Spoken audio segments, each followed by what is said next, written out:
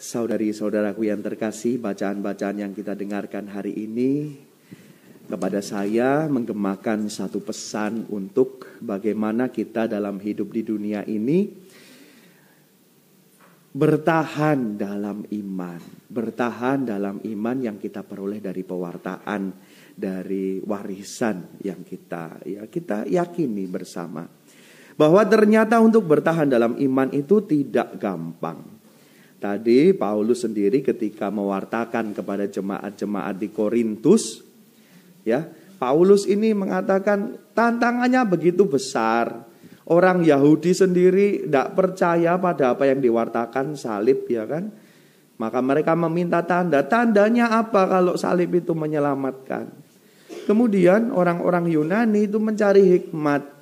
Maka ketika yang diwartakan adalah salib, salib ini adalah sebuah kebodohan. Bagaimana sesuatu yang bodoh ini memberi hikmat kepada manusia. Maka pewartaan Paulus memang kemudian menjadi sulit masuk ke Korintus. Maka kepada jemaat-jemaat yang sudah beriman di Korintus, Paulus menguatkan mereka bahwa yang bodoh dari Allah itulah yang paling berhikmat. Bahwa yang lemah, yang kecil dari Allah itulah yang kuat. Maka tetaplah bertahan dalam iman. Ini pun juga saya alami, saudari-saudaraku yang terkasih. Mungkin Anda juga sekalian punya pengalaman bagaimana beriman di tengah zaman ini ya. Saya ketika kecil tinggal di lingkungan banyak umat beragama lain. Sekolah saya pun negeri. Di sekolah negeri ya tentu lebih banyak yang beragama mayoritas ya kan. Maka ya setiap kali tahu Katolik, Tuhanmu dipenting kan gitu. Tuhanmu mati. Ngapain? Engkau masuk neraka loh, Tuhanmu aja mati kan misalnya begitu. Sejak kecil sudah berhadapan dengan paham lain yang mengatakan ya salib itu kebodohan ya kan. Masa ada kamu percaya sama Tuhan yang mati? Itu. Nah, ternyata cobaan untuk beriman itu tidak berhenti di situ dan terus lagi ketika saya sudah besar, bahkan sudah jadi imam, kemudian berjumpa dengan teman-teman yang tidak percaya, yang ateis, yang mencari Tuhan dalam hikmat dan sebagainya. Dan mereka mengatakan, ya tidak ada keselamatan di situ. Mana?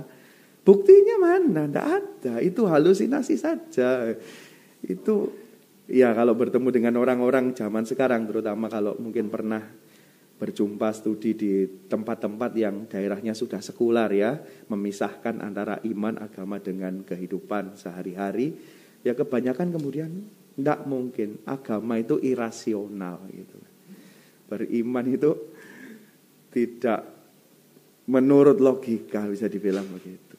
Jadi itu menjadi semakin banyak godaannya untuk terus tetap beriman di zaman ini.